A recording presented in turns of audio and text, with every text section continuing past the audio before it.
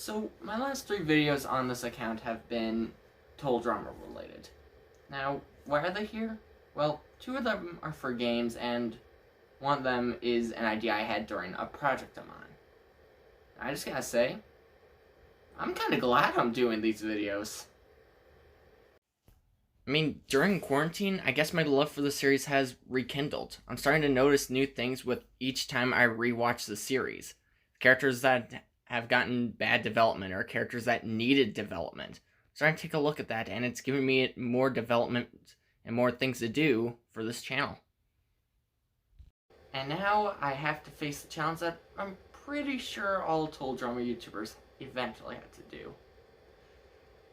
And that is ranking the total drama seasons. Okay, this task, while it sounds hard, okay, it is hard. Each season has something new to offer in comparison to the season that came last and the season that comes next. I mean, Total Drama Island is the one that got started. Total Drama Action is the sequel and gives off great development. Total Drama World Tour brings in 2 new characters and even gives us multiple environments contrasting with the challenges. Revenge on the Island brings us into a new cast and the island that we know and love plus Toxic Waste. All Stars brings in the old and the new casts in previously done challenges. Ponytail Island is a whole new cast and a whole new island. And Redonkulous Race is the amazing race but total drama. And all these are done to a T. They're all great in their own ways, but gotta rank them somehow. And that's what I'm here to do tonight. Or today, wherever you are.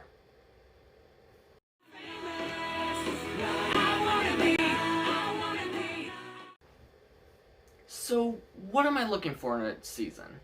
Well, I've rewatched every single season a few times, and even went through the full thing in one sitting. Well, not one sitting, but each season I go through, I at least watch the full completion. So, what I'm going to be basing this off of is, how did I enjoy the seasons? Like, what did I think of the seasons, and did I think that they worked, or if they didn't work? I'm looking for which season has the best arcs, the best development, the best themes,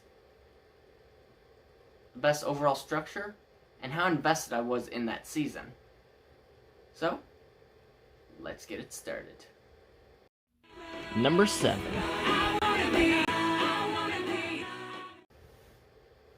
Coming in at number 7, this one was honestly pretty close. Even considering how this season is part of another season, coming in at last place with number 7, or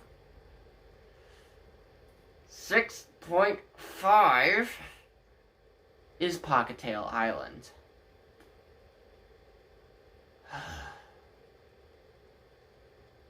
First, let's start with the good. First off, I don't hate everything about this season. There's so many interesting concepts that are poorly executed here. Like, the cast has a bunch of interesting concepts, even though they are a lot weaker than, let's say, Revenge of the Island and many members of the Redonkulous Race cast. Next up, I actually do enjoy a lot of the concepts here. A new cast going onto a brand new island, not getting any of the same resources that the original 2 casts had, is very interesting, and I wanted to see that work. But the season feels so empty, and it doesn't work. Unlike the Revenge of the Island cast, on where we get to see them develop over time, this cast gets developed and then derailed in a matter of episodes. And that's the main problem with this cast, is the fact that they get derailed almost instantly. And that seems to be the problem for many of the characters on this season in general. And characters who should have lasted longer, like, I can't believe I'm saying this. Like, Amy deserved to be a bigger and badder villain. But she gets booed in 3 episodes in, and that's all we see of her until 2 episodes later, on where she drags her twin sister down with her. Okay, that was actually kind of good. Focus. And along with that, many characters who should have had interesting stories, like, let's say, Topher taking over as host. That would have been interesting. So then we would have gotten a longer season, and we would have gotten to see how the show would have fared with them. Maybe that could have led into the finale. Maybe Topher could have taken over as host. Maybe it could have led into Topher being the cause of Scarlet Fever, and then getting eliminated later on. That would have been interesting. But we don't get it, and okay, I gotta admit, I actually did laugh at his elimination with my recent rewatch, but still, that could have been handled a lot better. But I'm not gonna lie and say that there aren't a few characters that I did enjoy. First off, before he got derailed with Sky, I actually did enjoy Dave. And then he got annoying. Like, really annoying. But I'm not going to focus on that. I actually did enjoy Sean, Jasmine, Topher when he's not completely crazy, Sammy, and my favorite character of the season, Max. Max is basically Dr. Evil if he had Doofenshmirtz, but was more focused on being evil. And it is amazing. What the fuck was that? Anyways. But with those good things, there's so many bad characters as well. Leonard, don't know how he got back for another season. Beardo, even though I wish he would have stayed longer, he was still a really bad character. Already touched on Amy. Dave, only near the end.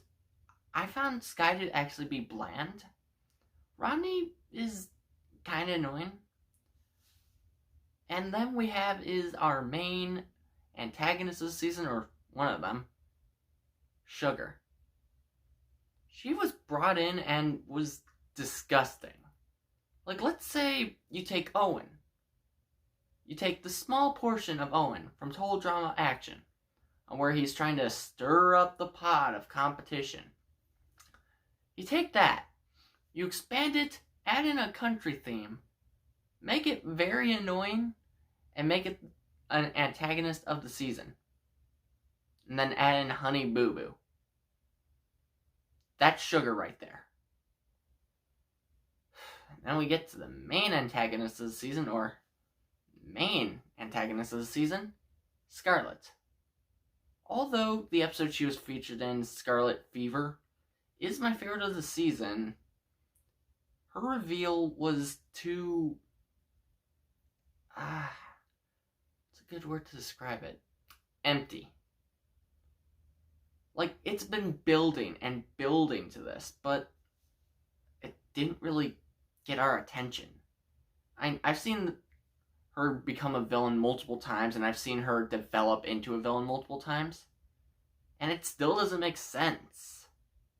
Like, how do you go from a nerdy girl to a sidekick, and then, boom, villain, wanting to kill everyone on the island for $1 million? I mean, if we would have gotten more development with Scarlet, maybe a little bit more hints, instead of making it blatantly obvious, then it would have been better. But there are a few good things for the season. First off, I already touched upon the concepts. Next up, I honestly think that these characters can be brought back for another season. Now that should be a good thing and a bad thing, but I'm going to count it as a good thing, because we could get to see more development, especially with Sammy and Amy, and Topher. And it wouldn't be me talking about Pockettail Island without me talking about my favorite episode of the season. And honestly, an episode I feel like gets too much hate for being in this season, Scarlet Fever. I mean, everything that the finale for the season should have been is all right here. And we have great comedy all around. We have great character development all around. And there's actual stakes here. Now, granted, it all didn't make sense to have this be, episode 12? Or near the finale of the season instead of it being the actual finale. But besides that, this episode is perfectly done. And Chris is a psychopath here. And that's all I have to say about him. But everyone else here works perfectly. And while I touched on it earlier while I was talking about the characters, I have to admit that Scarlet's true side reveal was actually kind of genius. And it led to a satisfying conclusion, with us actually seeing Sugar be the one to take her down. Also, I forgot to say, Sugar is the best thing about this episode. Yes, Sugar, one of my least favorite characters that's ever come into total drama. Now, this episode, I honestly feel like is in my top 5, but overall, I don't think it saves the season as a whole. It'll take more than one great episode to save the season that has stakes, but honestly, doesn't really live up to the stakes. And that goes to a lot of the episodes as well this season. That's another thing. Many of the episodes this season were forgettable. And the only episodes I remember are the first 2 episodes, Scarlet Fever, the second to last episode, the final 3, and the finale. And that's half the season.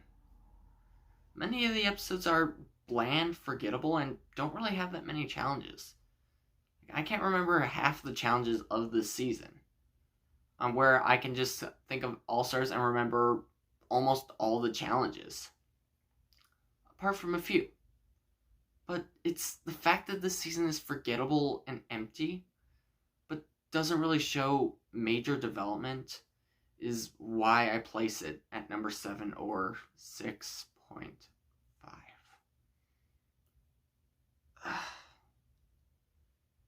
I mean, this season has a lot going for it. Many of the characters are good, many of the ideas are good, but when you're looking at the concept on paper, you have to execute it perfectly, otherwise it's not going to work. That's why the season comes in last place, or last place. Number 6. So now we've gotten done with the objectively bad season, how about let's go on to the next season? And this one, I'm pretty sure people would say is probably the worst season. Total Drama All-Stars. I mean, it's not the fact that I hate this season, it's just that this season is really lackluster. I mean, there's so many ideas just like Cocktail Island that I like. I mean, old versus new, Gen 1 versus Gen 2. And those all sound great. But this season to me just came too early. But before I talk about the bad of the season, I actually have a few things I actually like about the season. First off, as much hate as I'm gonna get for this, I think Mal's a decent antagonist. Like, he's not up there with Alejandro, Scott, and Heather. He's like right here. He's like close to it, but it's not up here. It's right here. Next up, I don't think Duncan as a hero is a bad storyline. And I have reason to believe that he should have been on the Heroes Tribe. I'm gonna get a lot of hate for this, but here's my reasoning. First off, while Duncan's main character is being the stereotypical bad boy, always has to do bad things, in the past he's actually had a lot of good moments. Moments with Courtney are always show the good side, moment with others shows the good side, except when he's bullying Harold. But even then, him and Harold have great moments. And I can't talk about Duncan without talking about the DJ Bunny scene. I mean, this scene is perfect. And would a terrible, bad guy completely go out of his way to find another bunny for the nicest person of the season? I don't think so. And it's like what Lashana said in Season 1, Episode 21. Who said we gotta be tough all the time, huh? That's honestly a good reason as to why Duncan should be on the heroes team. He's tough, yes, but he's not a bad guy. He does bad things, but he's not a bad guy. He has his good moments. And like what Lashana said, who says we need to be tough all the time is a perfect representation of Duncan's character. But there are a few characters that do get ruined here. First off, the character that shouldn't be here, Sam. Why did they bring him back? There were so many other options. You could have had Brick. You could have had Anne Maria. You could have had Cody. I consider him an all-star. You could have had Owen. Why don't you have the series' most popular character in an all-star season? Could have had Justin. He wouldn't have lasted long, but could have had Justin. Could have had Beth, a former finalist. It would have been awesome to see the first ever alliance ever made in Total Drama reunite, or unite again, for another season. I actually would admit that that's actually kind of a good final three, but two of them have already made the finale.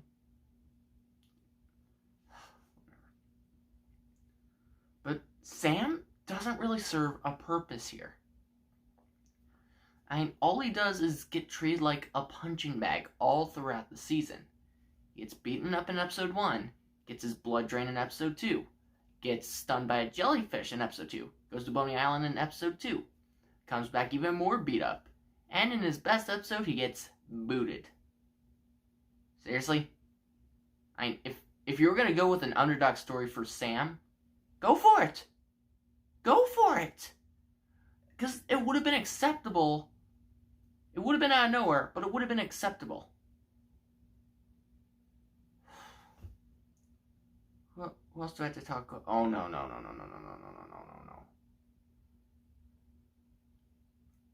Let's get on to Sierra. So, I'm going to touch more on Sierra later on down the list. But here's a brief history.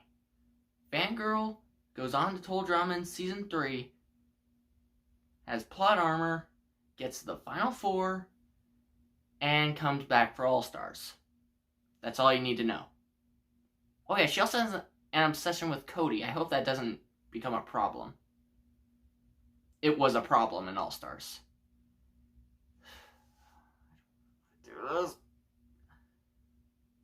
Okay. So, in All-Stars, Sierra, this is the first ever season she's not with Cody. And she actually gets an obsession with Cody after her phone is destroyed and turns it directly to Cameron. I'm sorry, what? What? Cameron. They don't even have a single resemblance. Oh my god. And it is annoying to watch. Like, she's annoying in World Tour. I'm gonna admit to that. But this, she's creepy. She is insane here. And not in a good way. And she treats Cameron like he is Cody, invading his private space. For a person who spent so much time in the bubble, that... What?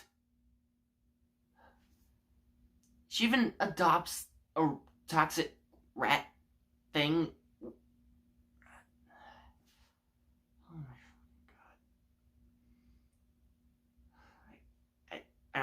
god. This ruins two characters for the price of one. This is not even the worst storyline of total drama history in my eyes.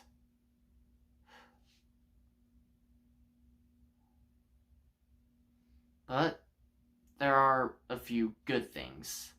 Like a few good storylines. Mainly one I'm going to talk about. I already touched on Duncan being a hero. Already touched on Sam being an All-Stars. Already touched on Mal. And I touched on this disgusting storyline. So there's one left, and that is the fixing of Courtney and Gwen. And this storyline I actually enjoy. Like, after World Tour ruined them both, well, ruined Gwen and Duncan, Courtney, I'll say later on. Like, this ruined two characters. And to see them fix a relationship between, or a friendship between two of them is actually really good. And it's handled quite well. Apart from a lot of accidents. But besides that, it's handled quite well. And I enjoy that about this. Like, Courtney, she's developed into who she is now in the series.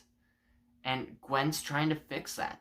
She's trying to fix what she did wrong. And that's perfect. Until Sunday, Monday, Sunday, and where they ruin her. Not Gwen. Courtney again.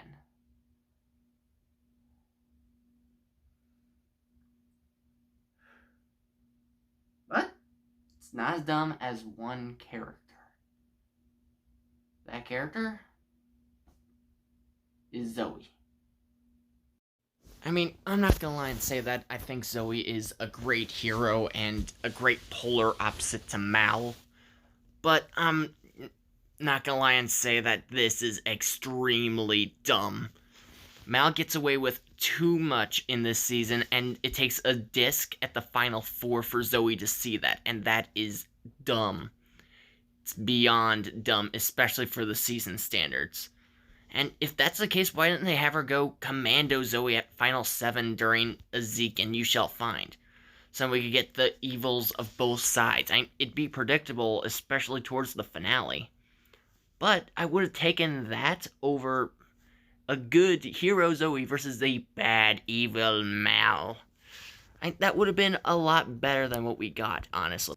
Now, for the challenges of the season, I'm not gonna lie and say I actually love them. Like, paying homage to season's original challenges is a really great concept, and it's actually done quite well this season, especially with the pre-merge challenges. With the merge challenges, they kind of lose focus, but they do still hold resemblance. I mean, the final 8 boat race is a homage to the boat race of planes, trains, and hot air mobiles. Ezekiel You Shall Find is an homage to Revenge of the Islands mine episode. You know, the episode Brick went home and Anne Maria went home. The military episode, I'm led to believe that this is just an homage to all military episodes in general. Would have wished we could have gotten a little bit more, but I'm honestly okay with what we got. Sunday, My Sunday, I'm going to say is the finale. Like the finale of Total Drama Island, brought in with stuff from Revenge of the Island and All-Stars. Not All-Stars, World Tour. Bold and Bearish? Yeah, I think that's the name. Pays an homage to the treasure hunt episode that split Gwent up for a while. And the finale, I had a hard time pinpointing. But I'm led to believe that this is a combination of stuff from last season brought on with stuff with challenges from the first season, like Race Up the Mountain. But besides that, I think that all those challenges pay homage to original challenges. And I actually think it's actually kind of cool that they actually did that. Whew. But apart from that, the season is poorly done. The season's main focus is Mal versus Zoe. And I wish it wasn't that predictable. Like, there were so many other options for a finale. Like, we could have had Lindsay versus Heather for the finale. We would have had Gwen versus Scott, my dream finale. God, I wish I wouldn't have said that. We would have had Courtney versus Scott for the finale. There were so many options. We could have gone old cast versus new cast of Mike versus Heather, or Zoe versus Alejandro, or even Cameron versus Courtney. I don't know. But the main problem I have with this season, especially with a rewatch, is the fact that this came too early. I said this earlier in the video, but the season came too early. And the new cast didn't even get a chance to develop. Like, we had a season, 13 episodes of development, but I would have loved to see more of them. And not 7 of them in this season with the original cast. Like, if you're gonna do an old versus new cast, do a redemption season. Instead, we got a bad season that should have been built up a lot better than a good season that had all the build-up behind it. That's why I had to place Total Drama All-Stars at number 6 on this list. Number 5. So, for my list, number 5 and number 4 were actually a lot harder than I thought. I mean, one season I actually think is a perfect length, while the other one I feel like takes a little too long. One I feel like has better story, while one I feel like has better development. But this one came down to the wire, and I actually hope you guys enjoy the one I chose. Coming in at number 5 is Total Drama. Cut. What? Yes, yeah, cut. Sorry, I'm pretty sure I'm in the wrong place. Who are you? And what are you doing here? I don't even know why I'm doing here, so I get this is your video and all, but I'm here for some reason. But I'll give you a countdown, okay? That work? In 3, 2, 1. What's the word? I mean, I know I have it. What is that word? Action. Now, honestly, in comparison to which season is coming up next, this season has more going for it.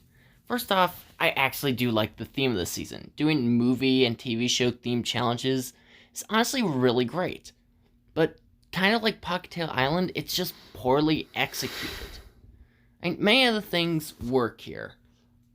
First off, we have is more characters gain redemption arcs, like Justin, Beth, and I'll get to her a little later on.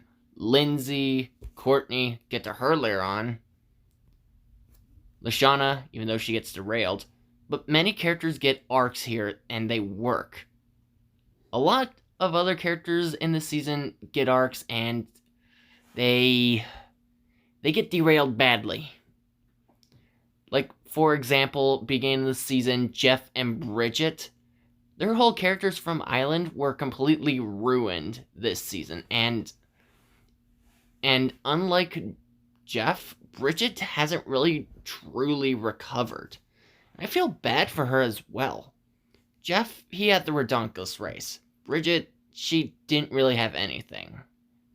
Now, the Aftermath, I actually do enjoy the Aftermath, since we get to see a little bit more after the drama is over, and that makes it a lot more worth it. And we also get to see Chris McLean 2.0, aka Jeff. Along with that, as I don't think the season is lackluster, but the main problem this season has is the length of the season. The season has 1 too many reward challenges and 3 aftermaths. 4 if you count the finale, but I just count that as the finale part too, so it doesn't really matter.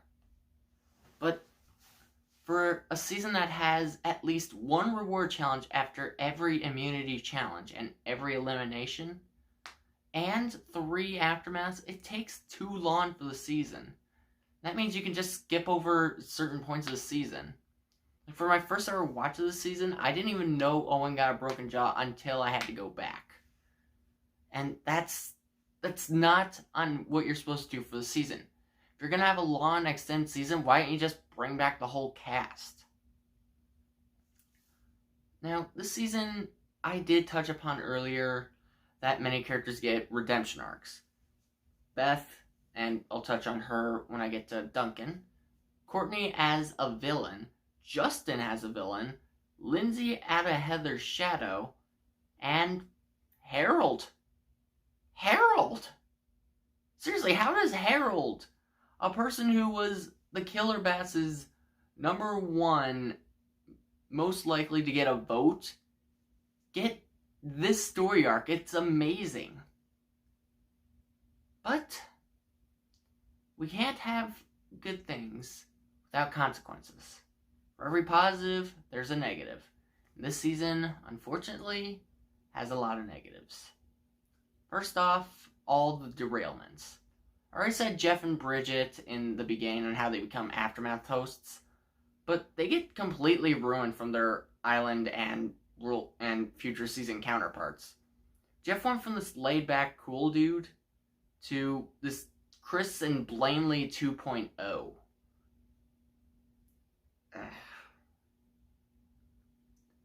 Next up, and I don't want to talk about her derailment. Just gonna get more later on. Gwen. This one factors in with Trent, as Trent becomes more of a creepy lover than a normal, cool, chill guitarist. And I don't really like that. Like, Trent had the possibility to win this season, but yet they turned him into a creepy little shit. And that sucks, because he was a really great character. Granted, he did die a lot, but he was a really great character. He had great development, he had a great story behind him. If you do the right thing with Courtney and Gwen, don't get any ideas, he could have made the finale against Duncan. That would have been a great finale. But instead, he gets derailed and is the second person in order to be eliminated. And I say in order because Izzy returns here. And she's the only character 2 seasons in a row to return twice. Or to make a return. Nothing really important to say except the E-scope thing goes nowhere.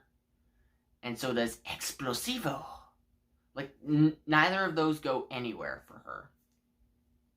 I do gotta say that the chef battle this season is actually a lot more epic. But besides that, that's all I have to say about her. Next up we have is the derailment of Leshana. Leshana went from a huge contender in season 1 and still has the most bogus elimination. Okay, take that back. The second most bogus elimination of the season.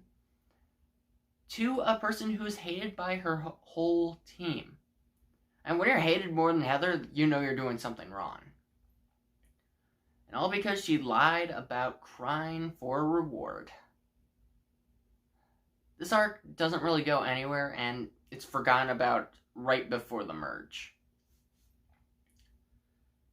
So the point is, why even put that in if you're just going to ruin another character? Okay. Now, there's only one true derailment.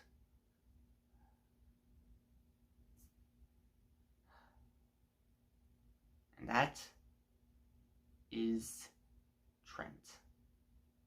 I touched upon him a little bit more when I talked about Gwen, but what the fuck did you do to him? Like I said earlier, this dude had the possibility to be one of the stars of the season.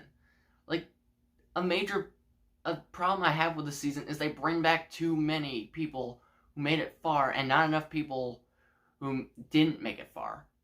Like, this season could have been a redemption season for many characters. It could have been a redemption season for Tyler. It could have been a redemption season for Noah. It could have been a redemption season for Zeke. But we didn't get that. Instead, we got Trent getting derailed.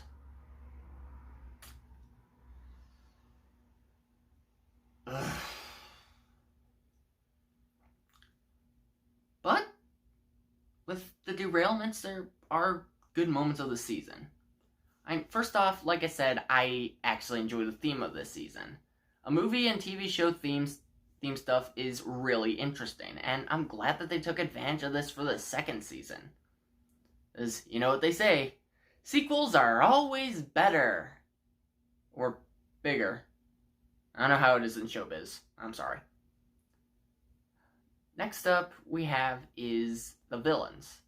This season, I honestly feel like for having 2 villains, technically 3, or 4, we actually do get to see really great villains shine here. I mean, Jeff becoming Chris and Blanley 2.0 for the aftermath is actually kind of interesting. It's bland, but I don't feel like it gets enough appreciation. Next up we have is Owen at the near end of the game. This one is dumb. I'm gonna admit to that, it's dumb. But honestly, he's not really a villain. He's just a person trying to do bad for money. I kind of wish he would have gotten a better send-off than... "You're fired." Yeah, I know that was bad. But we can't talk about this season without talking about the best villain of the season. Justin. How do you go from a character that had the least amount of lines in Total Drama Island to one of the best villains of the series? My mind is blowing up right now. It's crazy on how they turned Justin from a 2-line kind of guy to a person who could have made it farther and could have won this season. That's crazy, honestly. The dude manipulates the whole pre-merge. He has Owen on his side. He exposes Gwen. Break up. He has Lindsay and Beth by his side all the way until the military challenge. He causes Izzy to go home, even with Owen voting with him, which means he shouldn't have had the votes. And he gets all the way to the final 5. That's crazy. And call me crazy, but I honestly feel like he could have made the finale this season.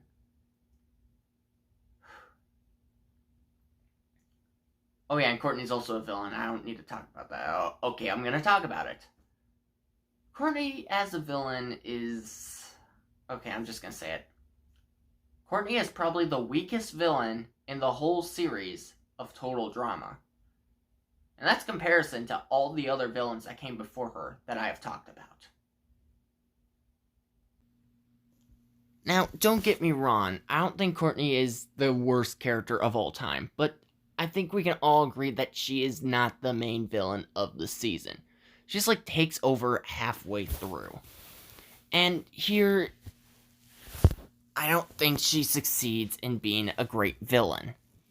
She just complains, goes right up to her PDA, and says, "I'm gonna get my lawyers," and it sucks. It's the worst thing about the season.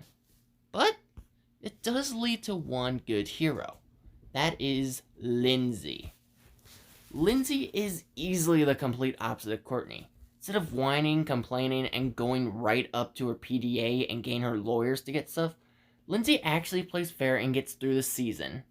And in most cases, she actually outsmarts Courtney. And that adds to her character, and I'm actually glad that they did this. Until they ruined her in All-Stars with Courtney.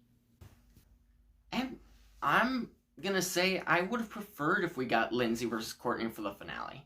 The story was right there. It was building all throughout the season. And if we would have gotten Lindsay to triumph over Courtney, that would have been awesome. It would have added to something else as well, like Heather getting her first win in the series. But now that brings me to the finale.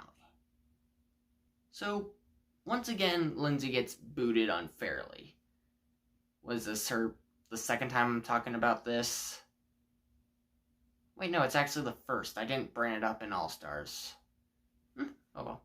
It's the first time I'm talking about it on this countdown so far, and it's not going to be the last.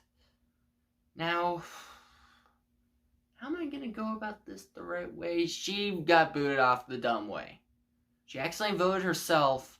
That caused her to be eliminated in a season that she rocked. I wouldn't say she's the best player of the season. I would say she's top 3, though.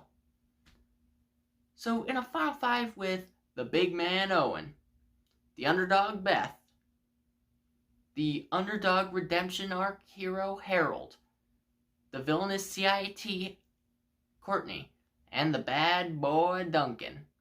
Who has the best shot of winning this season? Or making it to the finale?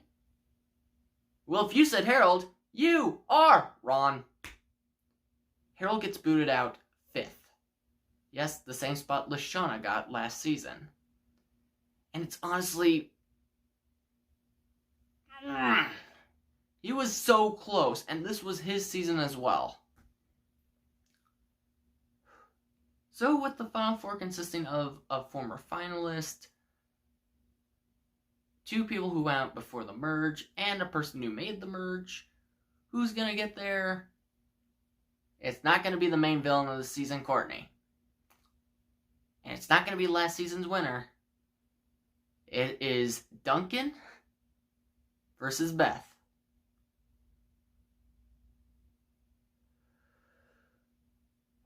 Okay. So first off, I'm just gonna say it. I think Beth's road to the finale is possibly the worst road to the finale I've ever seen. I mean, Duncan going through all the Courtney stuff all throughout the season, especially with the last few episodes, is annoying and hard to get through. But at least that's tolerable. Like, he had to go through all that shit just to get to the finale, and that's... well, not the best story, it's pretty okay. Beth, on the other hand... I'm just gonna say, she was a floater. She was a follower. All throughout the season, she listened to either Justin or Lindsay, and that's how she got through. I don't think she even received a single vote that whole season. It's a hard fact to do, but all you have to do is just be a follower, and you'll not get a single vote. That doesn't make sense. And especially with the last episode before the finale. I mean, the astronaut, the space-style episode, I'll give credit to her. Except for when she kissed Harold, that was really disgusting. But the episode that came after that is what solidified her as my least favorite finalist. Do we really need an episode focused on Beth with a raccoon? Do we really need that? So she gets to the finale, she earns immunity, Courtney goes home, Owen is fired.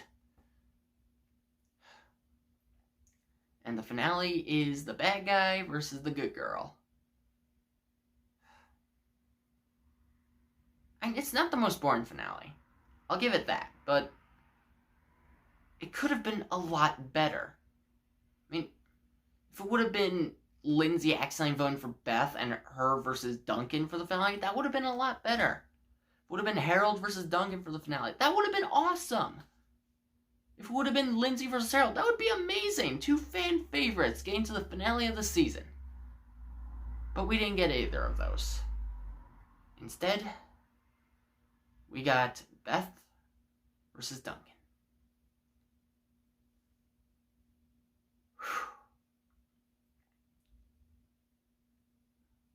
But the season does have something that I haven't talked about yet, and that is the reunion show.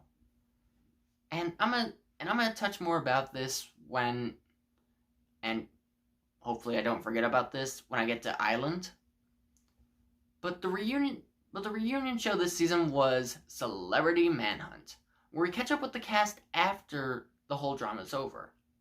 This sets up for World Tour perfectly, as we get storylines that expand, like Duncan, Gwen, and Courtney, even though I hate that storyline. That's why I put it at World Tour. We have Heather getting her hair back. We set up Sierra and Alejandro. We get to see the Drama Brothers. After the whole drama is over, they at least have stuff to do with their lives, and that's honestly really cool. Like, I'm surprised that they only did this twice, because this would have been awesome for each season. I mean, hell, if they would have done it for Revenge of the Island and just shown specific clips, like short clips, that would have been okay too. But we didn't get that. Huh. So, what's my final verdict of this season? If you're looking for a long season to experience soul drama, where you had to watch every episode so you can figure out what the heck is going on, go for it. Action is for you. To me, I don't think it's better than the original. I don't think it's better than the season that comes after it.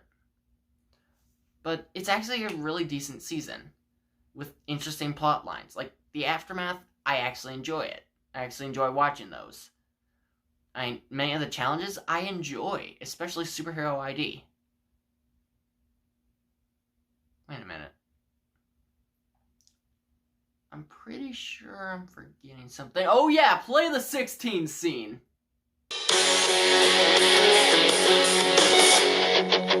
Life begins after school. That's when we bend all the rules. In a place where we belong. I'm 16, starting to find my way. Got a new job, gonna start at the mall today.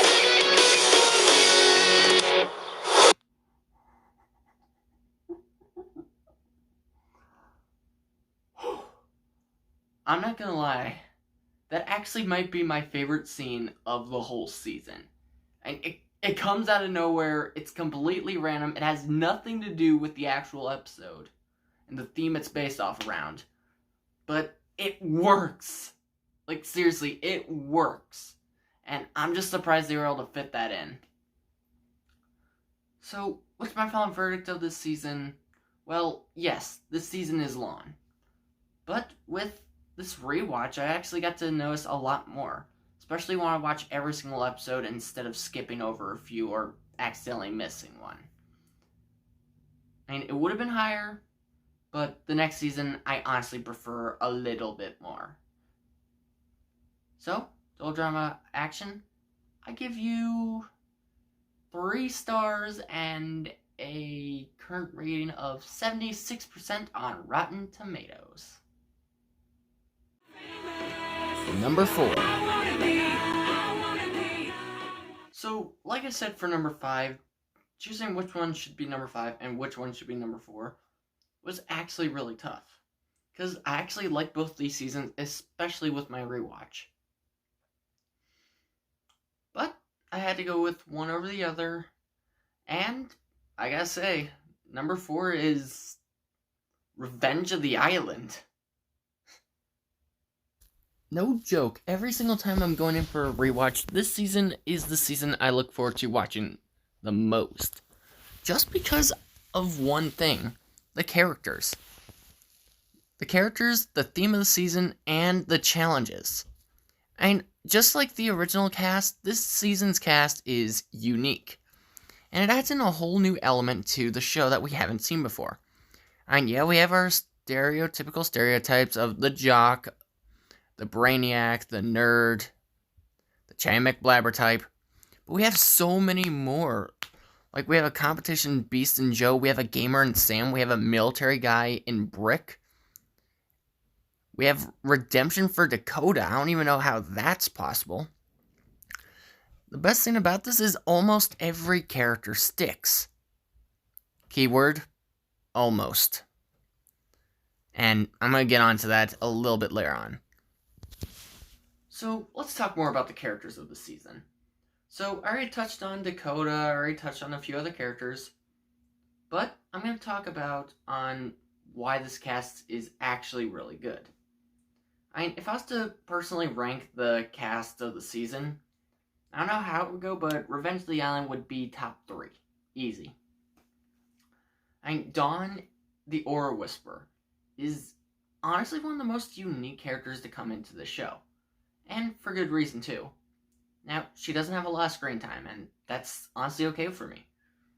Because for a character like her, she just needs the right amount of screen time for her to be really good. I mean, I honestly think that's why she has a fan base behind her. Well, that and Scott, but more on him later. Next up we have is Beverly. And if you think I'm talking about a girl, you're wrong. I'm talking about B. B is the silent type, and that's honestly unique for him. He's smart, but deadly. Kinda. B's a character I honestly feel like can come back for another season, and you can give him an arc and it would work. Like, you can make him a villain and it'd work. You can make him the hero of the season and it'd work. You can make him cure Ezekiel of being a feral freak and it'd work. Like, legitimately, I think that you put him in any situation, just don't have him talk, it would work. Next up we have is Sam.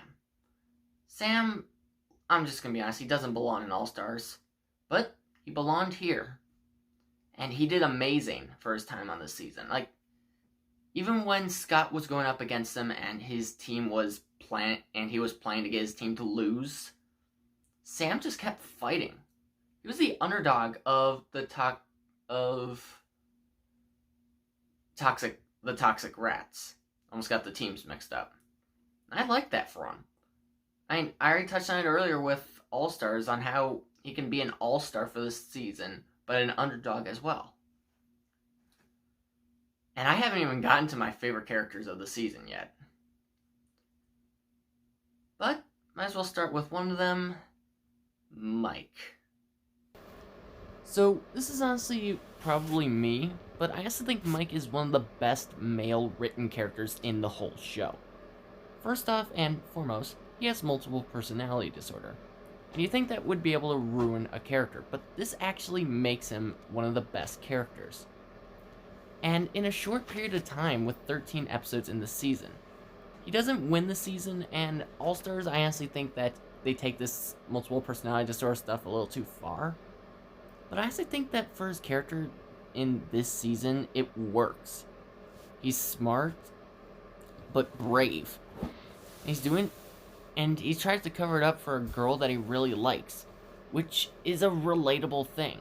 It's one of the huge things about this cast and a few other members. They're relatable, even despite a bunch of, well, huge down. And that's honestly something I like about Mike and many of the characters that make it far, and people who don't make it far. The fact that they make him even more relatable than the original cast. Like, they have him suffer through real problems, they have him suffer through multiple disorders, they have him suffer through those things, and that makes them relatable. Especially the self-conscious moment on where he's fighting his personalities just so then he can have confidence for the girl. And it's one of the main reasons why I like him as a character, and if there was one character I'd bring into real life, it would either be him, or possibly Owen, for the male side. And that was only one character. And I haven't even gotten to the other people who made the merge and the villains yet. And even the heroes, I haven't gotten to them yet. So let's start things off with Joe. Joe is everything I've wanted from Eva and Heather. As she's smart, conniving, takes control of the game, but is a brute in competitions. And that is awesome. Because I've always wanted to see a competition beast like that. And not only that, she provides really great comedy. I'm honestly glad she got to the final 5, but what they did to her in All-Stars just kind of... Next up is Brick. Brick is easily a great written character, and honestly, besides Dawn, has the best chance of coming back for another season. He just has more development to give in. If we would have gotten further, I would have insured you. I would have bid $100 that he would have gotten that Commando Zoe stuff. But now let's talk about the Lightning. Lightning, I'm just gonna say it, he might be one of my favorite characters. I mean, he provides amazing comedy. He's self-insured, and he makes the finale. But my one big problem with him is how they take a complete 180 and turn him into like the main villain at the final four, I meant. After that we have is Lonely Zoe. Zoe is my second favorite female of the whole series. First off, she is sweet. Next up, she's a beast in comps. Third of all, she has a never give up attitude. That's something I like. And you can tell this by her first appearance. As her conversation with Dawn, and she sees a little bit more through the soul. I don't know how that works. I'm not an aura whisperer. And we get to feel how lonely she is. That's good character development in one episode.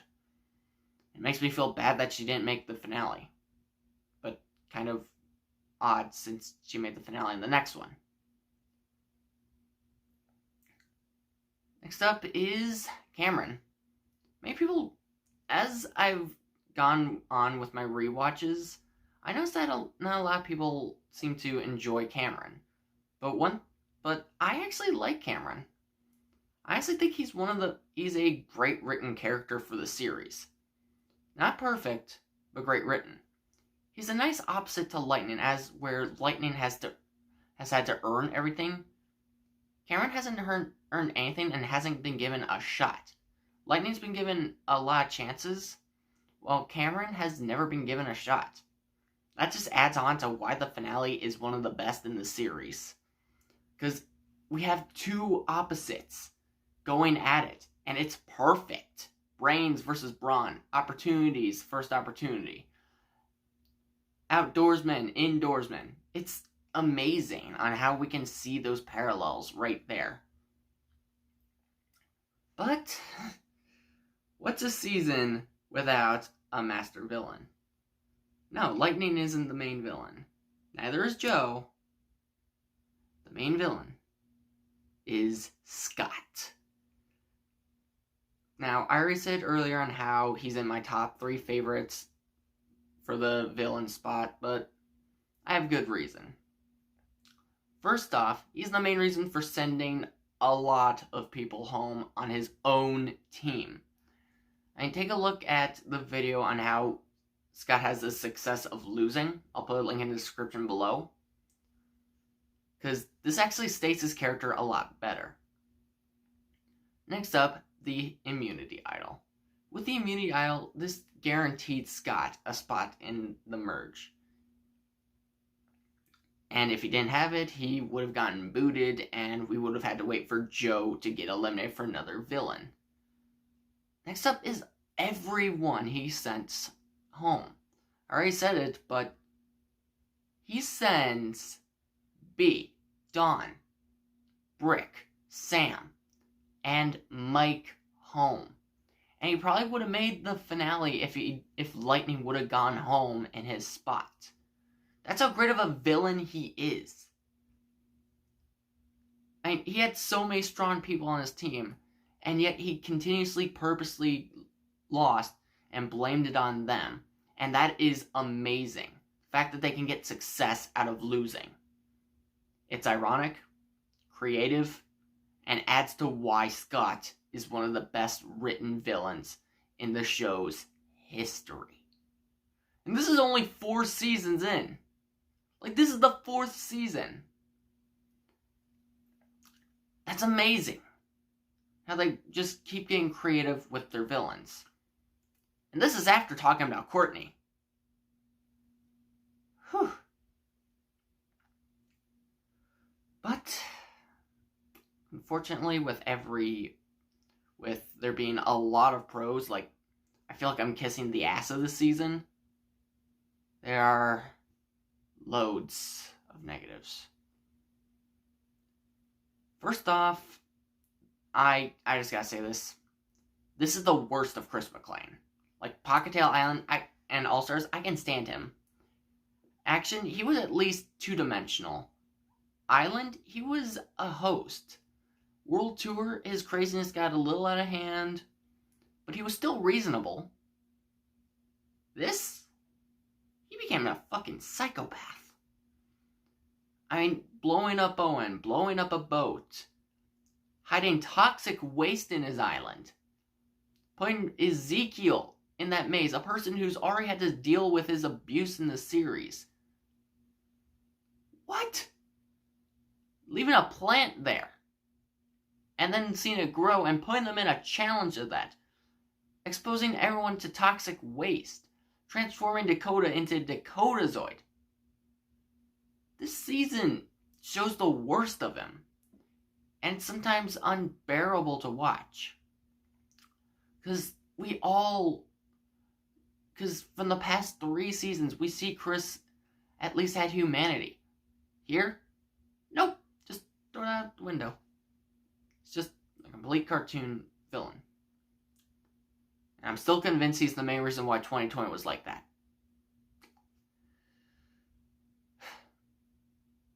Now, there are 2 characters I didn't talk about. First up is... Do I have to say anything for her? Just roll the clip, please. Yeah, I'm going to win total drama revenge of the island because I come from a long line of people who think outside the box. Like my great-grandfather Dave who invented forks. Before him, people just shoved food into their mouths with strips of bark. Yeah, and my great-great-aunt Lois invented plates. Before her, food just sat around the floor getting stepped on. So sad. And my great-great-great-great-uncle George, he invented floors. Before him, the only way you could have a carpet was if you let grass grow on the inside of your house. I can't wait to tell everyone about my family. I just know they'll be impressed. I wish my third uncle twice removed was there. He invented life preservers. Yeah, and my great-great-great-uncle Boris invented swimming. Before him, people just swung their arms around like this and sank to the bottom. And my my great-great-great-uncle James invented log cabins. Before him, people had to sleep in the trees. And they kept falling out all the time. And my great-great-great-great-great-aunt Phyllis invented roofs. And before her, houses were just walls and furniture. And every time it rained, you had to get a new sofa. Is it over? Okay. Sorry, I couldn't deal with that again. I just couldn't. The other character I didn't talk about yet is Anne Maria. And here's why. I honestly don't think Anne Maria is a good character. Like, she's handled perfectly, honestly. Like, unlike Stacy, she's handled to a perfect amount. I honestly say she'd be a good anti-hero if given another season. But she's mainly focused in a negative light, especially around Vito. But that's all I can say about her. Except for the fact that she left the island for a gem that wasn't even real. And the final bad thing I have about this season is just the fact that this season felt too short. I mean, 13 episodes is not enough.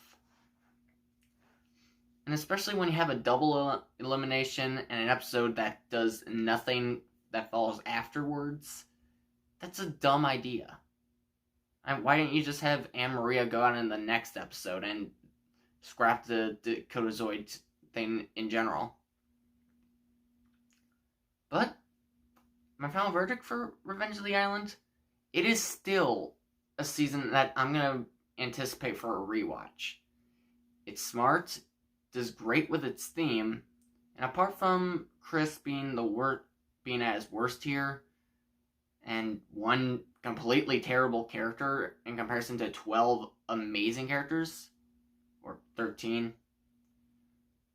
13 other amazing characters. It's really amazing on how they only got one run here. But I'm going to be enjoying another rewatch of this season really soon. Famous. number 3. So now we're entering the top 3. These 3 are the 3 I consider to be the best seasons and the most anticipated seasons I look forward to watching with every rewatch. So with this, I'm going to piss off the fandom. Coming in at number 3 is Total Drama World Tour. Wow, that's actually kind of good. And here we go, the community's most favorite season. Honestly, I don't get the hype. Even with multiple upon multiple rewatches, I still don't get the hype behind this. And yeah, the season has great elements, great designs, great scenery, great stories, well, okay stories. But my main problem with this is the fact that the season doesn't get enough hate. Like, there's a lot of problems here, and I'm going to touch upon them later on. But there are loads of problems here that people just seem to overlook in my eyes. Granted, the season does have the best villain in the whole series, and possibly the best intro in the whole series. But I don't think that saves the whole season as a whole in my eyes. Because, like I said, there is a lot of problems with this season that I feel like people just overlook. And it's time for me to talk about them. So, like many things on this ranking video, I'm going to start off with the positives and work my way over to the negatives. And what better way to start off than with the series' best villain, Alejandro. Alejandro, Al, or male Heather, he has a lot of nicknames. But I honestly think he is one of the best players of the whole series, if I'm being honest with you guys. First off, he was the downfall for all but one member of Team Victory, that being Ezekiel. Next up, he was able to get multiple females to fall in love with him. Those being, Lashana, Courtney, Bridget, and Heather. The only people he didn't get were Izzy, because obvious reasons. Didn't get Blanley, because obvious reasons as well. And didn't get Sierra because Cody. That's basically the only reason. Next up, he was the manipulator of the game. And seriously, the dude slayed the season. And I honestly feel like his finale, while heart-crushing, is well-earned.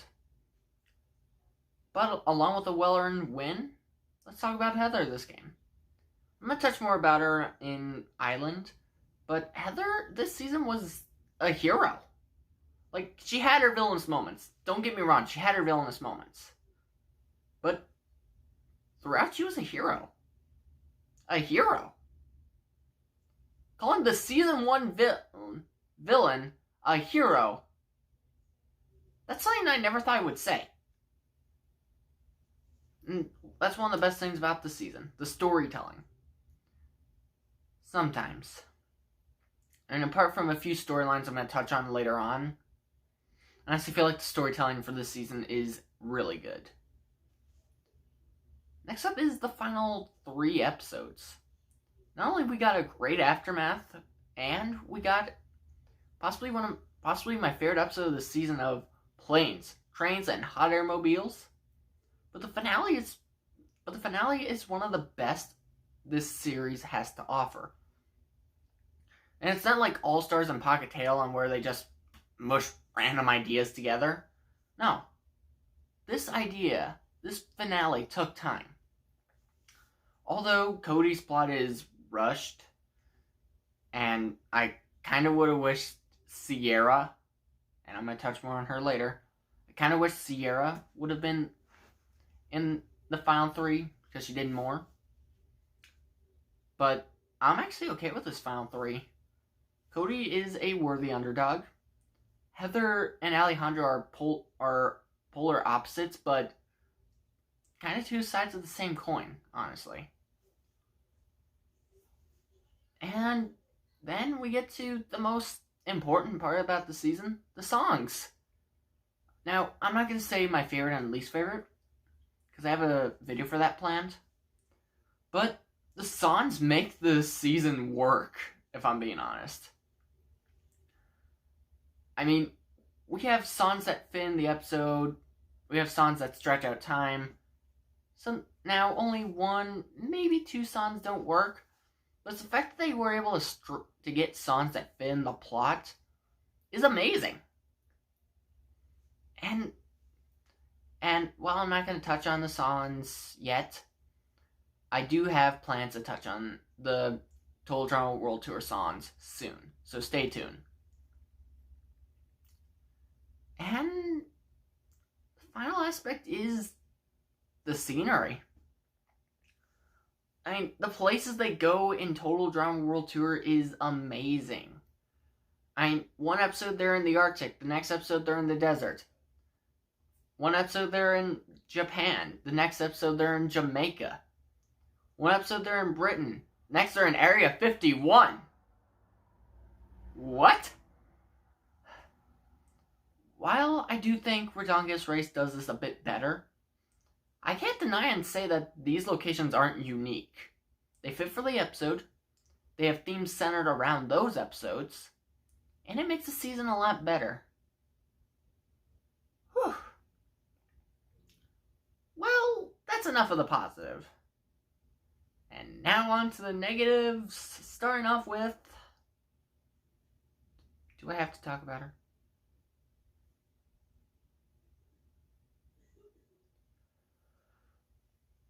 I've dreaded this moment for weeks or days. Oh god. Just roll the clips. Just roll the clips. Now, I'm gonna be honest. The first time I saw World Tour, I honestly thought Sierra was an okay character. I don't think she was the best character by far, but I honestly think she was okay. But with my rewatch, I hated her. I honestly think she was probably the worst character in the season. And that's against Team Victory itself, DJ, the Love Triangle, and Feral Zeke. That's how bad I think she is, honestly.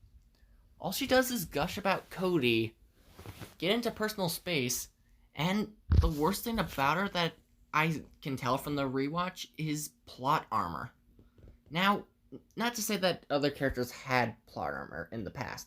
And Alejandro has it this season, Heather had it in season 1, Courtney had it in season 2, Scott has it in a few episodes in season 4, Mal has a huge chunk of it, but Sierra has the worst one. Because it makes Team Amazon look weak, if I'm being honest. Because whenever there's a skill that Team Amazon needs, Sierra just so happens to have it. And that makes the predictability of who's going to win and who's going to lose suck, if I'm being honest with you guys. And she's in 3 bad episodes. Not saying that those episodes are bad, but they show off the worst of her. First off is in the Amazon race. Amazon. On where this happens. She's like the stalker girlfriend I always thought I wanted. Until I got one. There, all done. He voted for me? President of his fan club? After all I've done for him? Foot rubs, secret hair collection. I mean, it's just so... Cody!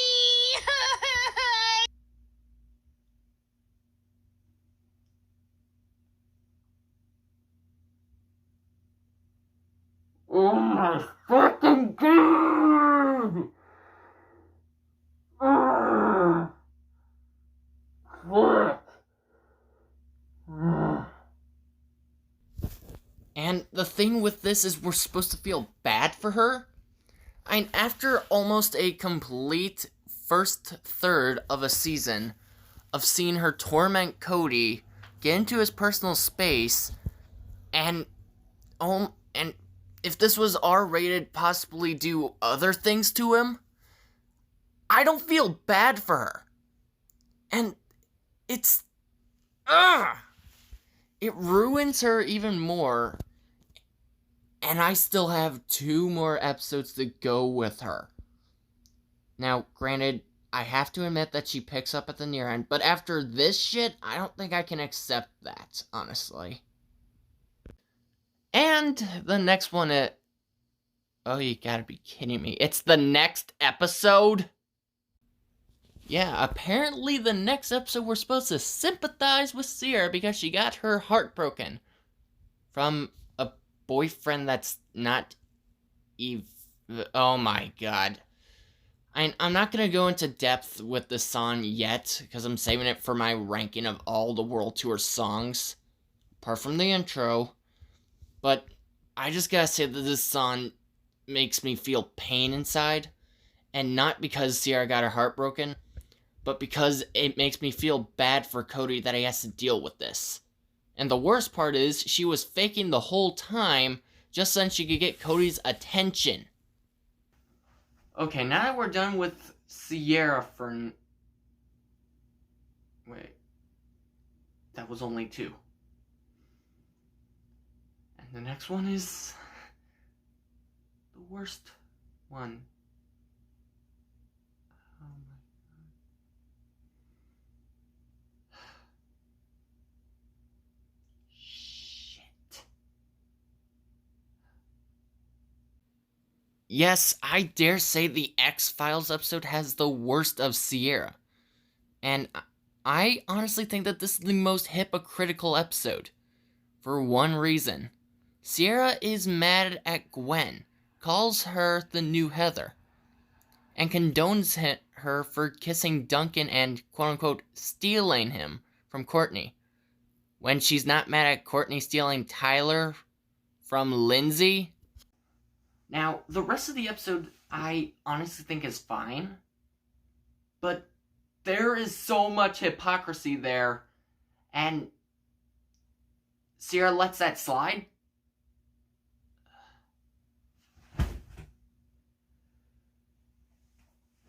Ugh. But I do have one positive thing to say, and that is with the last half of the last third of the season, she's okay. She has her cringeworthy moments, especially in the Chinese eating contest. But the last 4 episodes she's in are actually alright. Yeah, I'm actually gonna say that the last few episodes she was in they were alright. This isn't even the worst of it. Like, she's right here. The worst is right here. Everything else is right here. Second worst is right here. So let's get with the next. So let's start off with, or move on to, the minimal worst, and that is team victory. Now, in any other season, this team would probably make it far. I mean, you have Ezekiel, a person who has a good redemption arc in mind. Bridget, a person who has a chance to prove themselves after, sucking face with Jeff in action. You have Harold, a worthy underdog and a great person. Lashana, one of the best characters in the whole franchise. DJ, one of the most lovable characters in the whole franchise. And Lindsay, a fan favorite. They all get booted off one after another. Seriously? Now, one of them did get booted off, not because of Alejandro, and I get you had to establish him as a villain. But couldn't you have just split him up into a few other teams instead of just derailing a whole team? But this is only minimal bad. And the next thing that's bad comes from the same team, DJ's curse. So, Season 1, DJ didn't really have a good story. He was a lovable guy and was in great episodes and got along with everyone. Season 2, he dabbled in the bad arts with Chef, but went out an honorable man. This season, he got an animal curse for breaking a mummy dog. I'm sorry, what? What? And apparently this causes him to hurt any animal he comes in contact with and causes Team Victory to lose every single elimination challenge. And it ends when he gets a fish named Irene, but because we knew established Alejandro's a villain, he just gets booted off the next episode right after Izzy. And I gotta say, I always forget about Izzy's elimination this season. She's one of the best characters, and I forget she's even on. That's how long she lasts. The next one is one that people can see, and that is Noah and Tyler not making the merge. I'm sorry, but I honestly think that they should have made the merge this season. As much as I love Owen, and as much as I tolerate Duncan, I honestly think that these two should have made the merge instead of those two. And they made the merge in every single season they've been on. Let's give some new guys a chance. Whew. And now... Oh no. No. I can't talk about the worst derailment. Ezekiel. Now, I already touched on Ezekiel's downfall in my redemption arc video on Ezekiel. But here's a brief history. Ezekiel, first person eliminated ever on Total Drama Island. Didn't get his redemption in action. Became a white rapper wannabe. Came back. Was booted instantly. Returned. Then got booted again. Tried coming back, but got feral. Got even more feral. And then turned into Gollum. And he was stuck like that for the remainder of the season. Not even a chance to redeem himself. Just a factor point in certain episodes and a really clever Easter egg. And it sucks. Because this guy could have had a good redemption arc. Hell, I honestly say that him versus Bridget would have made a better finale than Alejandro versus Heather. Okay, granted, I might be lying, but still, we could have gotten a good finale between those two. And instead, we get feral Zeke and stuck to a pole. Okay. Now, I didn't give Ezekiel his own videos for one reason, and one reason only.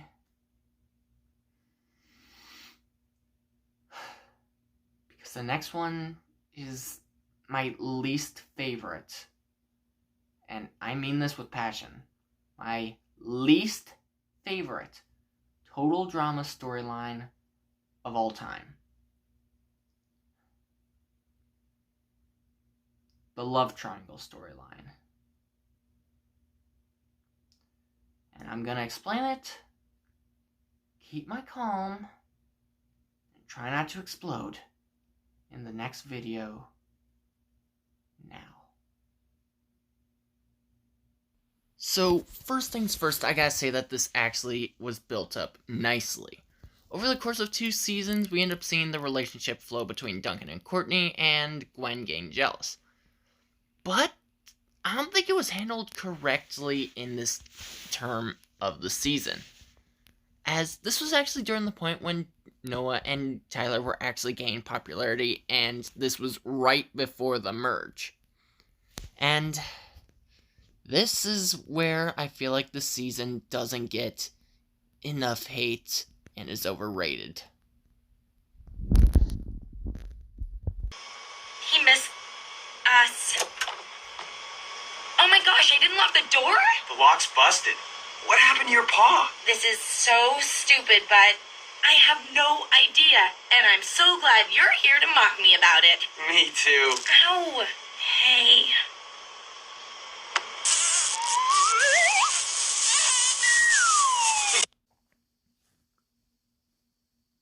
That moment alone ruined this season for me. And this led to 4 of the worst seasons. Well, I See London was already bad, so 3 of the worst episodes of the season. Those being Grace Pieces, X-Files, and Picnic at Hanging Dork. Oh, God, I hope I got that name right. As we get to see Gwen get destroyed for the rest of the season, Courtney go insane, and Duncan become a punching bag. And I was gonna say he didn't get any repercussions, but he got treated like a punching bag for the rest of the season when he's around Courtney. And the thing is, people actually support Courtney and respect her for wanting to hurt Gwen. Respecting a person for hurting another person. And I just have one piece of evidence that I honestly feel like can end this whole thing. And that is Courtney and Duncan weren't officially back together. Yeah, they kissed in the reunion show, but that doesn't instantly mean that they get back together. And that point right there ruins the love triangle and ruins that point of the season for me. I mean, the beginning of the season and the ending of the season are phenomenal. Well, apart from Sierra and Team Victory. And the songs are great, but there's the middle right there that completely ruins the season, and I feel like everyone just overlooks that. But what do I think about the season? While it is overrated, and while I think Cody is a decent finalist, he didn't deserve to be there. I actually think the season's pretty good. I mean, like I said, the beginning and the ending are some of the best written stuff in total drama, and the middle, while it's bad, it has its moments. With Owen, Tyler, Alejandro manipulating the game, Heather. There's moments in there that are actually kind of funny and clever. And I said this earlier and I'll say it again, the finale is possibly the best that this show has ever done. So, World Tour. Overrated? Yes. But still enjoyable to watch. And that's why it's number 3. Number 2. So, we are down to the last 2 seasons of this ranking list. The first season and the last season. Hopefully not for long. Now, one of these seasons is memorable, and the other one, I just gotta say, is a lot better than expectations. But, this is my list, and the season I've gone, taking number 2, is...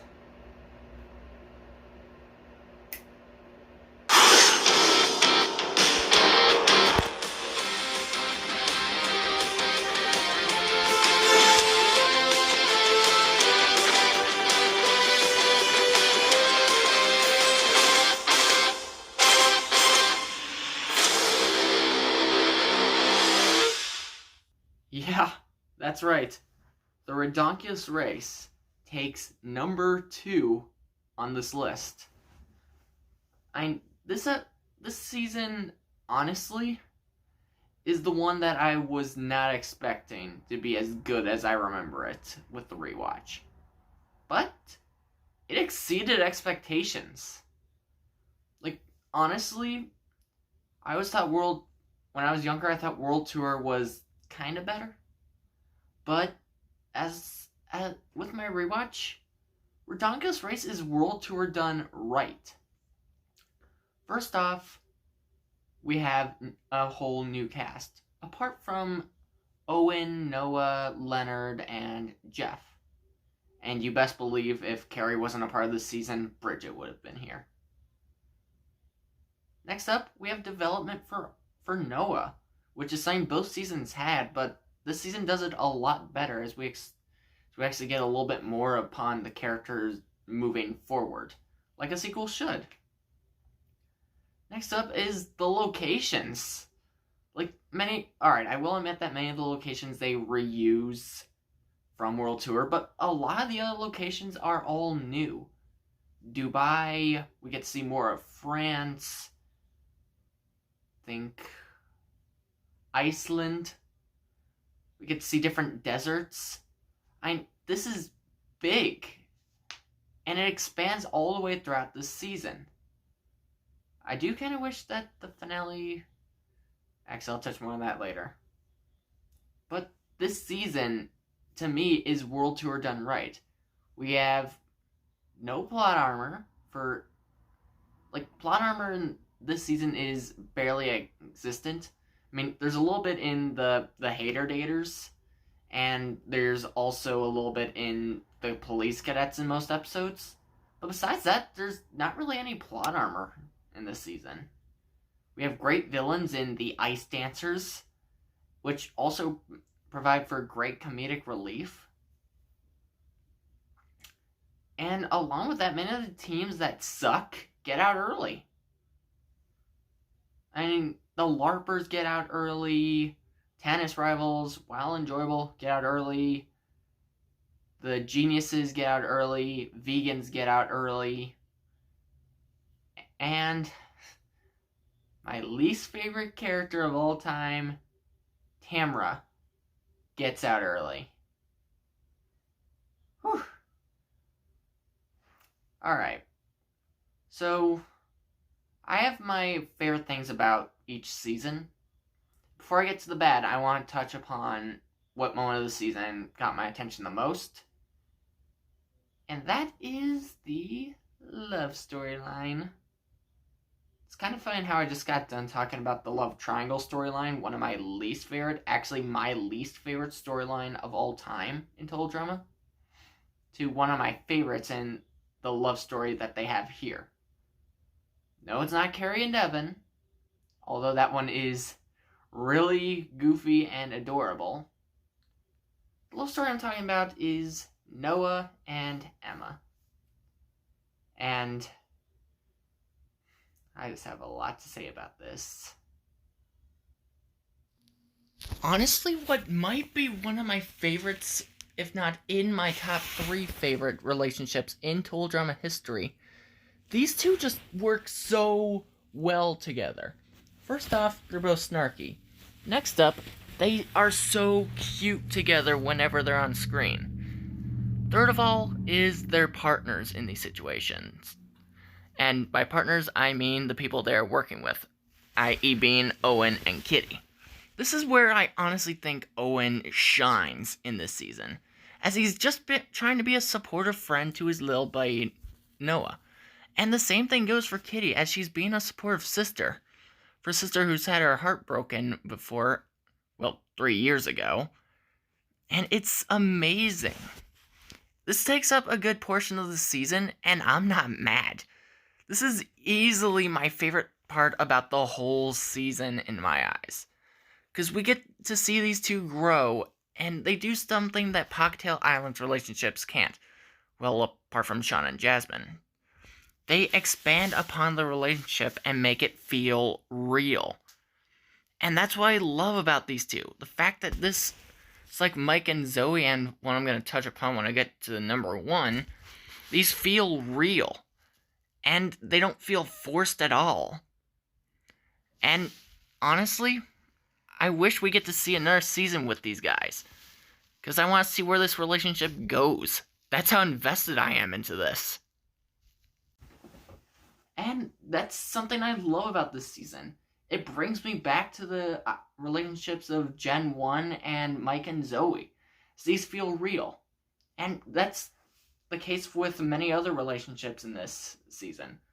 Brody and MacArthur, okay, that one kind of feels forced in my eyes, but The thing about them is they're an on and off relationship until the end. On where they focus on each other's relationship, mainly Brody and MacArthur, in some episodes, but focus on the competition in other episodes. That's perfect for them. And that's something we haven't seen before. The Hater Daters storyline, while that one does go on for a bit too long, I am happy to see that they develop from going down to going up. And it's smart. It's one of the smartest relationship ideas that they've ever done. While they're not one of my favorite couples, admittedly, I do like them, and I do like seeing them argue from time to time. And then we can't talk about this season without talking about Carrie and Devin. Easily the relationship and the storyline that carries the whole season. Noah and Emma, they're gonna be my favorite. They're my favorite couple from this season, hands down. But this storyline carries the whole season because we want to see these two get together. We get to see Carrie go from completely loving Devin to Devin being blind to Devin completely loving Carrie and Carrie being completely blind, them finally getting together. That's how you build up a story that everyone wants to see. We haven't seen that since the days of Island and parts of the love triangle before it sucked, but still. Whew. And along with that, many of the storylines they have work. Apart from a few, which I'm going to touch on a little bit. And while the Ice Dancers are great villains, this season's heroes are actually really good. And we have the pros, we have father and son, which admittedly I wish lasted longer, but honestly, I'm happy about where they got. We have the surfers, we have the cadets, we have the best friends, we have the sisters, and they all are built up nicely.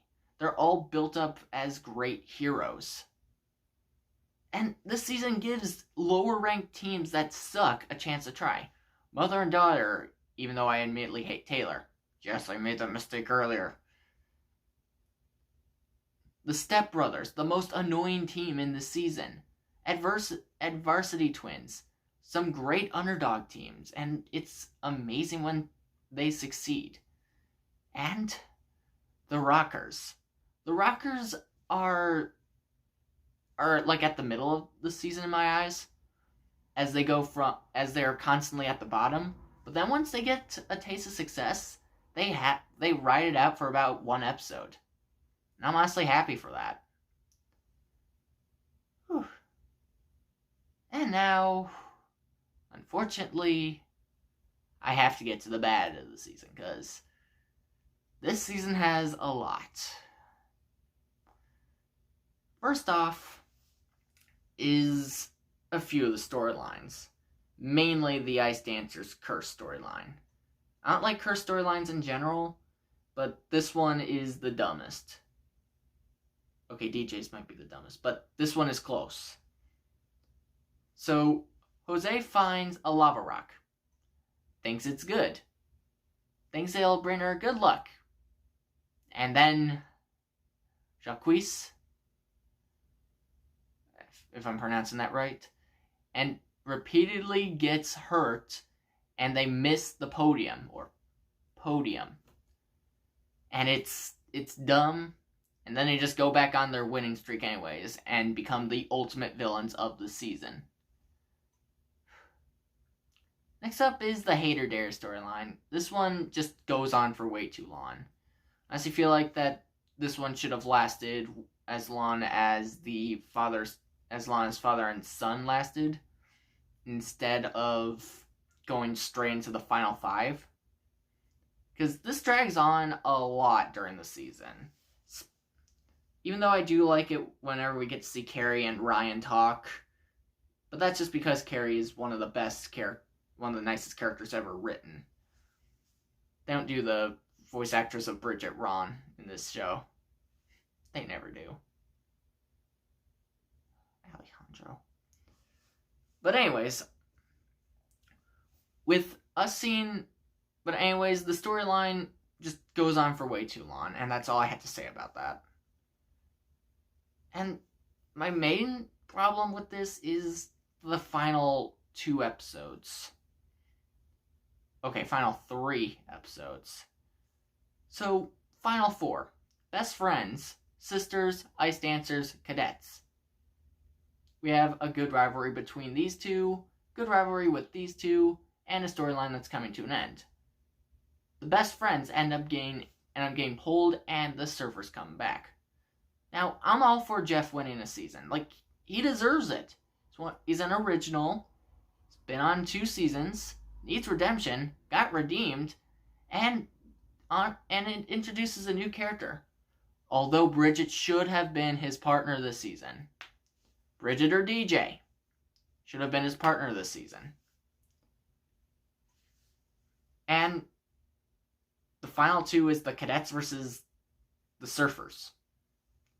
And the sisters get booted in the next episode, and in the finale, the ice dancers get booted, which are both done fine, but it's the route that the surfers took to get to the finale. I mean, they missed a few legs, and yet they're in the finale. I think that skipping portions of the game is dumb, and it's a dumb way to win as well.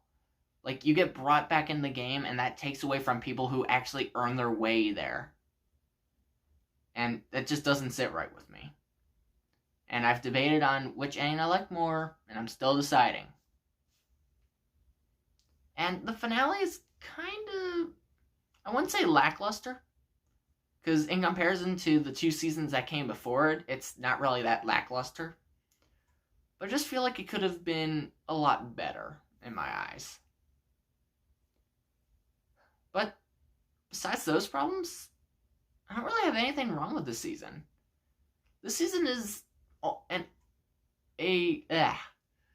almost a perfectly done season. Apart from a few missed potentials with the boomerang, double eliminations that only contribute to the plot, and the last 3 episodes not being the best. I honestly think this season was kind of flawless. I mean, all the characters stick, even the characters that go home early. All of the legs are creative, the storylines work, especially for those episodes. And I don't complain about the teams that rank in the top 3 or get first place, because they all work for that very episode. Each team gets their chance to shine, especially the ones that suck. So, season takes 2nd place. But there can only be one that takes 1st place. And I think with how I rank the other seasons, I think it's pretty obvious on which one is number 1. So let's get to number 1. Number 1. And the season I consider to be the best whole drama season of all time is Total Drama Island.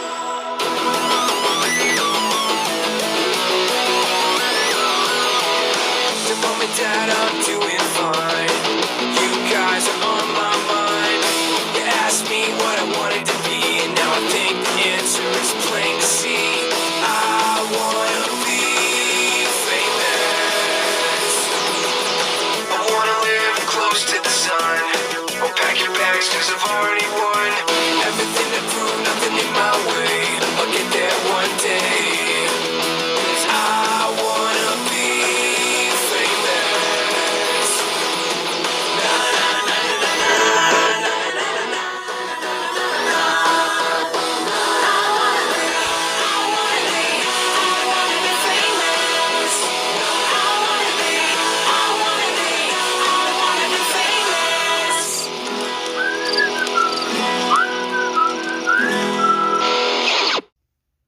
Okay, I'm sorry for being that guy who puts the first season at number 1, but I honestly think that this is the perfect season. In comparison to World Tour, Redonkulous Race, and all the seasons I talked about earlier, This season is the perfect season to me. I mean, we have here a cast of 22 people, and they all get development here in this season. Hell, even the characters that go home early get development. Ezekiel, he gets development in later episodes with the reunion and where we get to learn about the eliminated contestants. Eva gets development in those 2 episodes as well, and even comes back. Noah, we get to see more of him in those same episodes. Justin, we get to see the villain he gets to become. Beth, one of my least favorite characters from the original cast, we get to see her expand here. We get to see what she becomes later on as well. Katie, Sadie, 2 of the most annoying players to ever play. They get their screen time, and we get to see what they can do here. Many of the characters start off here, and while they focus on the main 4 of Heather, Duncan, Owen, and Gwen, they're not afraid to look at any of the other characters. As we get to see development with Trent, DJ, Jeff, Bridget, Lindsay, Beth, Cody, Harold, especially Harold. We get to see development for them in this season. Whew! But in all seriousness, though, the cast is perfect. The cast is fresh, and even with rewatches, I still don't know what to expect. Even though that doesn't make sense because I've seen this so many times.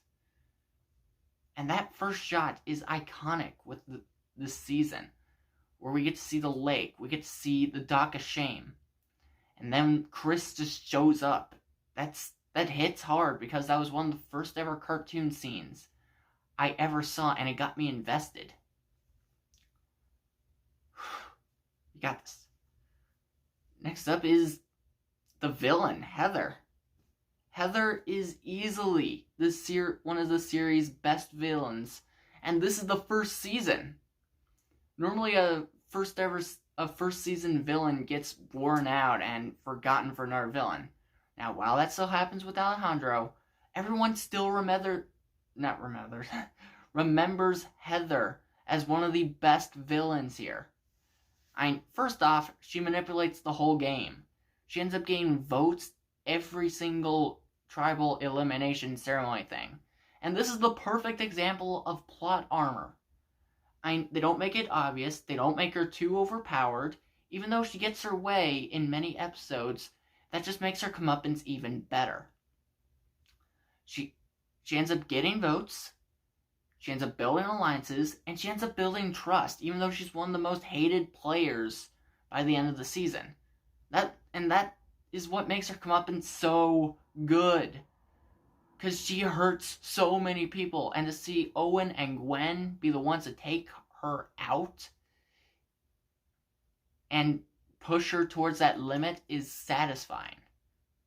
Now, I cannot talk about the season without talking about Lindsay. Lindsay has, without a doubt, the most iconic moment of the season. And it's so iconic, I have to show you. We were going to the final 3 together. Guess we're not. Aren't you even sad? We're BFFs. Yeah, for the contest. I mean, it's not like we're gonna be best friends for life or anything. I can't believe she said that. I can't believe you just said that. But we pinky swore. You mean I've been helping you all this time and you didn't even like me? Truth? Not really, no. What? We're not here to make friends. We're here to become celebrities, remember? Ooh, that's cold, bro. Oh, like you're such a team player. All you do is go around scaring the crap out of everyone. At least I'm straight with people. Whatever. I have invincibility. No one can touch me. This week. You really are mean. And all that bad stuff people say about you is true. Like how you're a two-faced, backstabbing, lying little...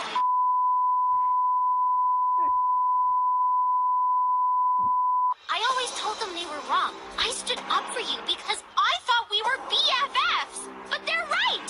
You really are a two-faced, backstabbing, lying little...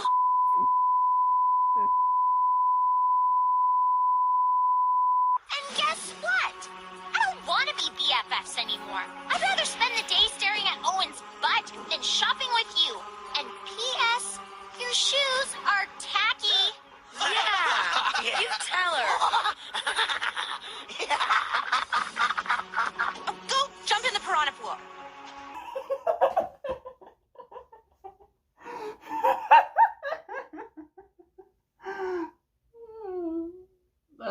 That's always my favorite part with this rewatch, if I'm being honest with you guys. Whew. And that leads to Lindsay becoming one of the series' most popular and loved characters. That's why Heather as a villain works, and that's why she'll always be remembered. She's not afraid to backstab anyone. She's not afraid to get her hands dirty. Unlike a villain like Courtney, on where she gets things handed to her, Heather, this does happen, but she does it in a style that works for the game. It's why Courtney doesn't really work as a good villain, but Heather works as a great villain. And this is only scratching the surface. I might as well talk about the other favorite character in the season. No, not her. I'm talking about Harold. Harold in this season has a different approach than his next 2 season appearances. He doesn't make the merch. But he is the biggest underdog of the season. He's constantly in the lower half of the elimination. He probably always receives a vote in every single elimination. But in each episode, or some episodes he's in, he proves himself. In team challenges, he proves himself. In the military episode, he proved himself. In the dodgeball episode, he proved himself. And I think we all know the moment I'm referring to next. The beatbox scene. Man. Harold proved himself this season, as he went from this geek I don't think anyone believed in to this loved contestant. And I honestly can't talk about Harold without talking about his most infamous moment. While the beatbox scene is possibly his best moment ever, I cannot talk about this season without talking about Courtney's elimination.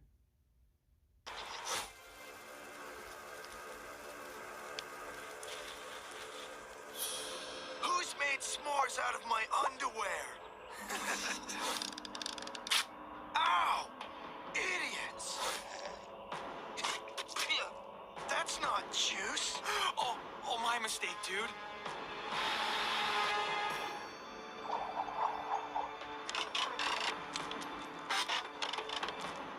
You guys think you're so funny.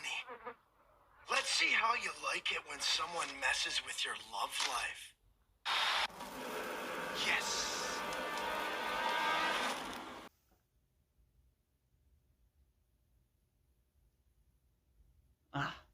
This is why this season's unpredictability is amazing. Now, granted, a lot of eliminations can be predictable. I mean, Ezekiel's, Eva's, Katie, Sadie, those can be predictable. But I think we were all expecting Harold to go home here. But he didn't. While this plot point is dumb, and I'm going to admit to that, it leads to Harold's badass moment. He got picked on for so many episodes by Duncan, Jeff, and DJ. Well, mainly Duncan and Jeff. DJ only being, in the background. Harold finally lashed out, and he did it in a way that doesn't hurt Duncan, gets blood in his hands once the final cut is sent, but is so smart, I don't think anyone would have thought about this. And not only that, this season does something that I wish the other seasons would have done, and that is give attention to the losers of the season.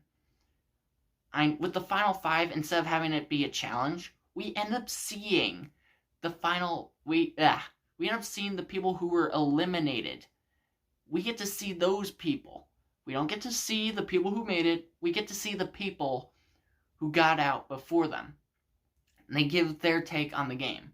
Now, Action and World Tour try this with the Aftermaths, and those are good. But I like this idea of this season's take on it. Not the other seasons, this season's. And another thing I love about this season is the relationships. They don't feel forced, they don't feel brought in, they don't feel too cartoony. They feel like actual relationships. The friendships in this season are good. Gwen and Lashana are really good. Bridget and Gwen, while only happens like a few episodes, is really good. The trio of Jeff, DJ, and Duncan, really good. Cody, Trent, many of the people that interact in this season are great. But there are there are 3 relationships that stand above those. Honorable mention to Owen and Izzy. I love that relationship, but honestly, kind of felt forced for me. And this is coming from an Owen fan. First one is Jeff and Bridget. Jeff and Bridget honestly have a great relationship, and it's similar to Carrie and Devin from Redonkul's Race, on how it builds up all throughout the season, and then once it finally happens, we finally get to see them be happy. Unfortunately, the other seasons ruined that. But for this season only, we get to see them be happy. And I love that. I think Bridget and Jeff are 2 of the best written characters of the show. Jeff is always going to be one of my top favorites, and Bridget's one of my favorite females. That's why they should have won Redonkul's Race. And the next one, another one ruined by future seasons, it is Duncan. Wait, no, not Duncan. Okay, now that I got that mistake taken care of, it's not Duncan, it is Duncan. Hopefully I said that right. Duncan and Courtney, essentially. Should have just said that instead of making a blooper reel. But honestly, Duncan and Courtney's relationship builds up so well. It becomes the main story, and it becomes a main storyline for future seasons as well, leading into Action, All-Stars, and World Tour, which don't have the best take, which is why I prefer Island's take for this amazingly done relationship. Start off hating each other, then they grow to like each other, and then the boot camp challenge happens, and then the reunion show happens. Then Action. Then the other reunion. Then World Tour. Then Duncan. Then the Love Triangle. And then All-Stars. Just do it alright.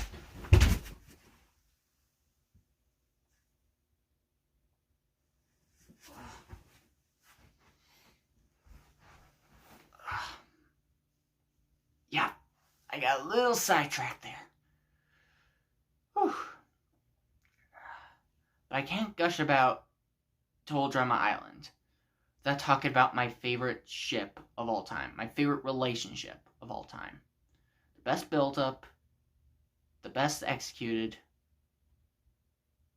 and the best done is Gwen and Trent. All throughout the season, we get to see these 2 interact. And while, just like Brody and MacArthur, it's on and off, whenever it's on, I am invested. And I'm going to talk more about it in just a few seconds. Honestly, why I love these 2 as a couple, and why I think that they're the best relationship in the whole series, is just because their relationship feels the most real. I mean, they go through a lot in this season alone, and they have to deal with Heather, they have to deal with secrets being revealed, but they're there for each other. And sometimes that's what they need in a relationship. for the two people to be there for each other.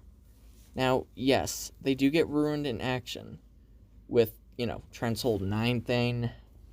But besides that, this relationship to me is perfect. We get to see them go through ups, downs, lefts, rights. Okay, maybe not those other two. But we get to see these two improve upon each other. We get to see these two end up all right by the end of their story and world tour. And in my eyes, with these two gain so much development within this season alone, it's perfect. Especially since we get to see these two interact in so many episodes. Especially the all-nighter episode, on where we get to see them basically interact and fall in love. I love this relationship. I love the storyline. And honestly, I couldn't see Total Drama without it.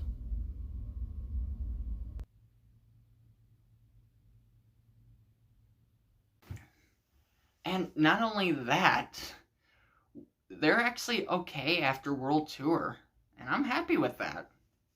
Even if they're not going to get back together in canon yet, I am still happy that they were together. Please put them back together in the next season. And the final aspect I have to talk about is the finale. Now, the finale, I just have to say this, has two of my favorite endings, that being Owen and Gwen. Owen's I am always going to love, because he's the original winner for me. He's a party animal, fan favorite, and is always likable in my eyes. But as I get older, and especially with my rewatches, I come to appreciate Gwen's ending. Let's take a look at her story. She ends up going from the goth girl I don't think anyone wants to talk with, to a person who's gotten a lot of development, who's come to respect others, especially the party animals. And I just feel like Gwen's ending suits the season just like Owen's. Normally, I never liked Gwen's ending just because it doesn't sit right with me, or it didn't sit right with me. But as I get older, it sits right with me. It sits on an equal level with Owen's in my eyes.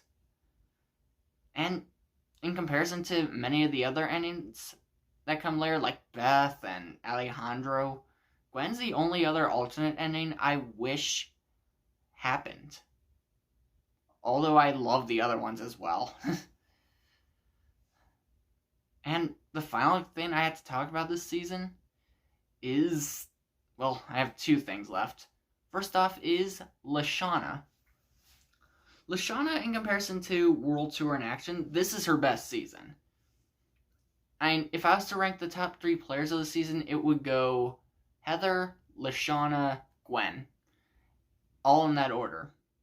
Because Lashana was the opposite of Heather. She might have been all up in your face, but she played a direct game while Heather played more of a strategic game. Lashana was always there for people in challenges. She was always willing to give out support, and she was always willing to take down Heather. That is the best thing about this whole season. The fact that Lashana is the person to throw down against Heather. And she'd be willing to do it. She slapped Heather's face in World Tour. But we couldn't have gotten to that moment without this season. While I am going to admit that her elimination was kind of bullshit, if we just overlook that, Lashana's character is perfect for the season. She wins 2 immunities. She's friendly to everyone, especially Gwen, and Harold. Okay, no, you're not Harold. But she knows how to have a good time. And that's honestly what I like about her. The fact that she likes to have a good time, and she likes having friends around her. She's supportive, she's basically everything I like in a person. Supportive, nice, and not afraid to get their hands dirty. And the final aspect I have to talk about is the challenges. The challenges of this season are, in my opinion, what make this season. Now, granted, there are a few that I don't like Off the Chain and the treasure hunt one, even though that one's a really great concept. It's just not handled right. Besides those two challenges, every other challenge lands. Even the Mr. Coconut episode, that one lands perfectly. Brunch Disgustingness, hell yeah, I like that episode. But I Triple Dog Dare You is a masterpiece in my eyes. I mean, we have here 3 characters that I don't think we could have predicted would have been the final 3. We have the goth girl, Gwen. We have the queen bee, Heather. And then we have the party animal, Owen. I don't think anyone predicted this as the final 3. The episode is weird and it is disgusting, but it's my favorite type of challenge. What are you willing to do to get to the finale? What are you willing to do to get $100,000? And it's perfect. Not only we get to see Heather get her comeuppance, but we get to see Owen shine here. And all throughout the episode, I could not help but smile. Cringe a little bit, but smile. Because that episode brings joy to my face every single time I see it. And with that, that's my list. So, what do I have to say about Total Drama now? Well, honestly, Total Drama is what shaped many cartoons nowadays, like Steven Universe, Adventure Time, etc., etc. With them having the process of having us come back and see what happens next. And it is smart and brilliant that they got this done. Now, there are a few bad things about this, like it decreases over time, but they always pick themselves back up. And honestly, at the end of the day, with all the moments that have happened, all the memories, I have to respect the creators for giving us a cartoon that will stand the test of time. And that is the end of this 2+ hour long video.